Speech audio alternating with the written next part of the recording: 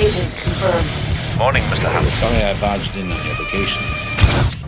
You gotta be kidding. Yeah, you gotta be kidding me. Welcome back now to the second entry in the Mission Impossible Marathon, celebrating its 25th anniversary this year. How about that? It's a quarter of a century old. From Paramount Pictures again, it's Tom Cruise with a cooler early 2000s haircut in Mission Impossible 2, stylistically known as MI2. Trailing 4 years after the first Mission Impossible, and this time it just gets even more impossibler. Well, this is not mission difficult, Mr. Hunt. It's mission impossible. Yeah, which IMF agent Ethan Hunt, Cruise, gets interrupted during his very impressive free solo rock climbing stunt, where Cruise had no safety net, just a harness, and a very thin wire holding him. So, not quite free solo. However, this was truly the big stance Tom Cruise would take on insisting he would do his own stunts in his action films, which resulted in him doing 95% of his own stunts in this entry. That's funny. But he gets the message through the sunglasses, which, yeah, I thought that was kind of cool when I was a kid. And then you remember, holy shit, is that Anthony Hopkins' voice? Good morning, Mr. Hunt. Sorry I barged in on your vacation. Sure is, as he makes an uncredited appearance as Mission Commander Swanbeck, giving Ethan the mission to team up with a professional thief, Naya, played by thandienewton, to secure a genetic disease called Chimera, which could kill people like COVID. From another IMF agent who's gone mad, Sean Ambrose, played by Dougray Scott. He's abducted the secured disease as well as its cure, entitled Bellerophon, yes, named after Napoleon's horse. Ethan can easily use Naya, since she used to be Ambrose's lover.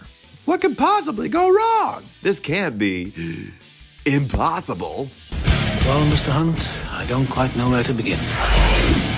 Oh boy, folks, some spoilers are ahead, so you're warned. I remember seeing Mission Impossible 2 in theaters with my dad, of course, and honestly, as a 10-year-old, I was falling asleep in some parts. The script had many treatments indeed, starting with Ronald D. Moore and Brandon Braga, who were the lead writers on Star Trek The Next Gen, Deep Space Nine, and Voyager, but then moved to the great William Goldman, Michael Tolkien, and more, only going back to Tom Cruise's favorite dude, Robert Towne, since he always felt Towne could give weight to characters, which I guess he did if you didn't see two other brilliant films it's blatantly ripping off, that being Alfred Hitchcock's Notorious and Martin Campbell's Goldeneye.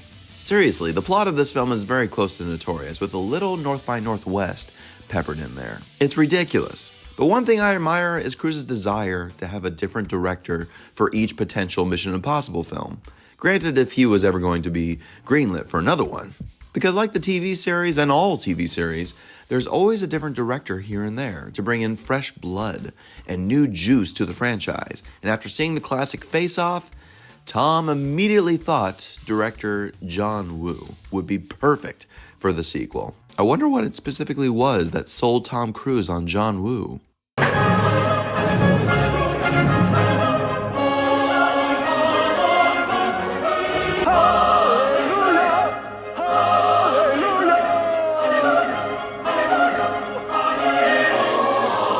So they set it in Spain first, which why the hell not? It's Mission Impossible. And I'll admit, the small sequences in Seville are orchestrated nicely, though boring at times. But we actually have a nice, massively underutilized score by Hans Zimmer, the greatest. It's amazing how we switched up composers, starting out strong with Danny Elfman, and we wouldn't complain with Hans Zimmer this time, not at all. However, when you completely F over Zimmer with adding in the heavy metal over his sensual direction of Spanish guitar, you're completely shitting on what could have been recognized as another great score for the canon. Seriously, the heavy metal in this film, I cannot stand. And I'm a fan of heavy metal, make no mistake. However, it's that annoying heavy metal from the early 2000s that just does not fit in a Mission Impossible movie. Like, why is Limp Bizkit doing an original song for Mission Impossible, let alone Metallica? A Fast and Furious movie? Jean-Claude Van Damme movie? Absolutely. But Mission Impossible? Yeah. I'm gonna have to go ahead and sort of disagree with you there. So then we move it to Sydney, Australia, where production was not going well, being delayed by the heavy rain, but kept going through the challenges, especially with having to deal with an unfinished script. Anyone who has to write for a big-time action franchise, I really do feel for them, because the constant cuts and rewrites are astounding. It comes with the territory, quite honestly, and it was particularly hard on thandienewton for sure, since she had some of the worst lines, clearly. I'm infected with Chimera. You know you don't have a choice. Just do it. Do it, now! And just felt super uncomfortable the whole time she was filming. And while she received a Worst Supporting Actress Razzie Award nomination, it really isn't her fault at all. Frankly, she turns out fine to me. It's the poorly put together final product, clear and simple. Johnwoo's original cut of the film was 3.5 hours long, which is extremely excessive. Ain't no way the studio was going to let that happen. So Cruise actually blocked Woo out of the editing room in post so that he can get it down to 2 hours. And well, in this case, 2 hours and 4 minutes. The supporting performances in this film aren't even enough to carry it.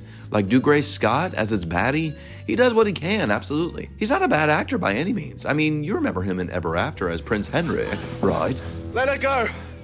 Your quarrel is with me. He does what the unfinished script calls for, and at the end of the day, I'm glad he's in this, because apparently Scott had no choice but to take this role over the role he was offered and was going to play in the film version of X-Men. That role being Wolverine. Holy shit. Good choice, Scott. Richard ROXBURGH as his South African right-hand man with a chopped off bit of a finger. Channeling some Martin Landau from North by Northwest. He's fun to watch. But hey, there's Brendan Gleeson, which is always lovely to see. And we have Vingrhames returning as Luther, thank God.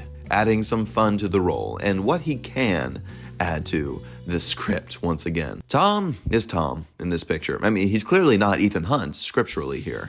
He's more so written like James Bond, which again screws up what kind of character we are introduced to from the first film, where Ethan is indeed about the mission. Sure, this film could explore what's different about him and his new woman, Naya. That could open up a flesh wound about Ethan as a man versus the agent, but honestly, it doesn't have a payoff. Like his line when he says, "Just stay alive! I'm not going to lose you!" It has no real impact because we haven't necessarily seen him romantically care like that for anyone yet. With the pace that this film gives, it just does not work. But okay, I'll admit, what does kind of work are indeed the action sequences. If you want mindless, numbing action, shoot 'em up, explosions like my dad loves, oh, you'll have a blast. For the sake of having two motorcyclists chasing after Ethan as he pops on his Oakley Romeos, without any guns, mind you, just goons on cycles, ready to be taken out so that Cruise can get on a bike and be chased by Ambrose's men and have a cruising cyclist Cruise shoot at him. All for big action money shots, you betcha. Those can be fun, but in my preference, it's not enough to really sustain an entertaining picture. Oh, and it can't be a Johnwoo film without some doves and some pigeons symbolically showing up at somewhere before a shootout, and a finale battle on the beach using some kung fu, just because Cruise and Johnwoo really like kung fu and karate. I love that Tom insisted on a real knife being used in that shot of the knife coming right at his eye. Tom, what are you thinking? With all those mindless action sequences, I actually still enjoy the dumb sequence before all that goes down, where we think Ethan is captured and Cruise just screaming with his mouth closed. And then boom, shot, killed. Only to slowly reveal that, wait a minute, Ethan has that same bandage that Richard has. The fun little choir voices building up such dramatic tension.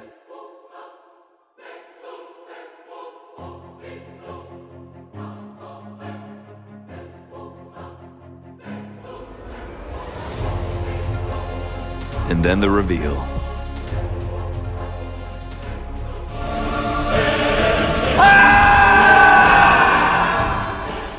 I'm going to be a master of disguise. I'm going to be a master of disguise. I'm going to be a master. That got me as a kid, but it certainly doesn't necessarily impact me heavily as an adult now, let's just say. With all of its sequel BS, it sure managed to outgross the first Mission Impossible, becoming the third highest grossing film on an opening weekend after The Lost World, Jurassic Park, and Star Wars The Phantom Menace. It was the highest grossing film of the year 2000, with Gladiator being a close second, grossing $546 million worldwide over its $125 million budget. With all these accolades, I still give John Woo's Mission Impossible 2 a C-. Yeah, making all the money in the world still doesn't mean it should. Let's be honest here. Even critically, it was pretty much supported, with Roger Ebert giving it 3 out of 4 stars when it came out. Today, it doesn't receive the same love, with a Rotten Tomatoes score of 57%, certifiably rotten, being the worst rated Mission Impossible yet, and we're only at 2 of them. But we'll see what the major consensus is for me when I finally see every last one of them. But tell me, agents, Mission Impossible 2, am I 2? No, I'm not 2, you're 2. What do you think of it? Is it your favorite? Let me know in those comments. Like, share, subscribe if you haven't already, and stay tuned for more to come down the line. Thank you all so much for watching, and I am looking forward to the next one for sure.